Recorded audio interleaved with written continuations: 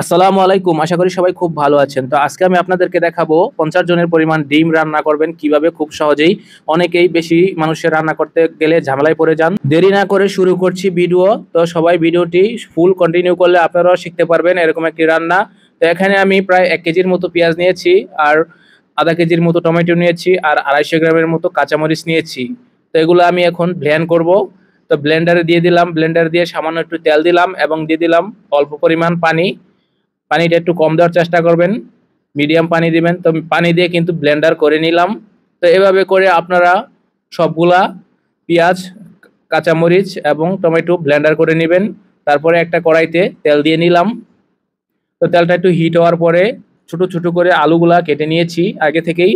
তো আলুগুলা একটু ভেজে নিব। এভাবে রান্না করলে আপনারা খুব সহজেই বেশি মানুষের রান্নাগুলা খুব সহজেই করতে পারবেন। তো এই টেকনিকগুলো ফলো করলে আপনারাও খুব সুন্দরভাবে এবং টেস্টি করে রান্নাটা করতে পারবেন। তো আলুগুলা মিডিয়াম ফ্রাই করে নিলাম। তো এবারে ডিমগুলার ভিতরে একটু হলুদ আর একটু মরিচের গুঁড়া আর একটু লবণ দিয়ে দিচ্ছি, আর দিয়ে দিচ্ছি অল্প একটু সয়াবিন তেল। তো দিয়ে ডিমগুলো একটু মিক্সিং করে নিচ্ছি যাতে করে সবগুলো ডিমের ভিতরে হলুদ মরিচ লেগে যায়। তো এবারে তেলটা মিডিয়াম হিটে ভেজে নিব ডিমগুলা। প্রায় ৩ থেকে ৪ মিনিটের মতো ডিমগুলো আমি ভেজে নিব। তো আপনারা এরকম করে ৩ থেকে ৪ মিনিটের মতো ডিমগুলা ভেজে নেবেন সবগুলা ডিম। তো এখানে ৫০ জনের রান্না করতেছি আমি, ৫০ পিস ডিম আছে। তো ৫০ পিস ডিম আমি ভেজে নিলাম আস্তে আস্তে করে। অনেকেই বেশি মানুষের রান্না করতে গেলে ঠিকমতো রাঁধতে পারেন না, অনেক ঝামেলায় পড়ে যান। তো তাদের জন্যই আজকের এই ভিডিওটা।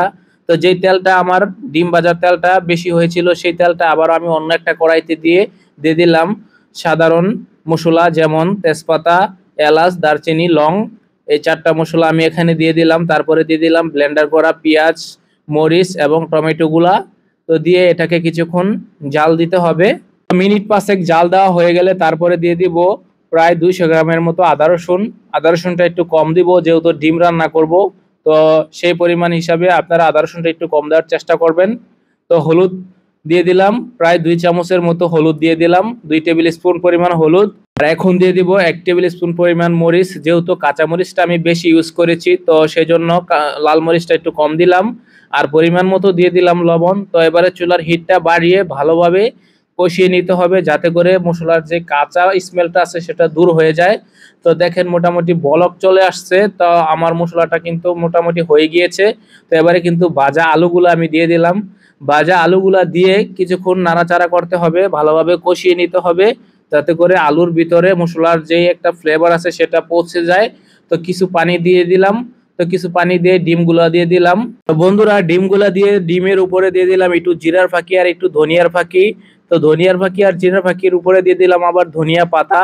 তো এবারে চুলার হিটটা মিডিয়াম রেখে যখন বলক চলে আসবে তারপরে ঢাকনা দিয়ে ঢেকে দেব। তারপরে চুলার হিটটা একদম স্লো আছে, প্রায় ২০ থেকে ২৫ মিনিটের মতো এভাবে রেখে দেব।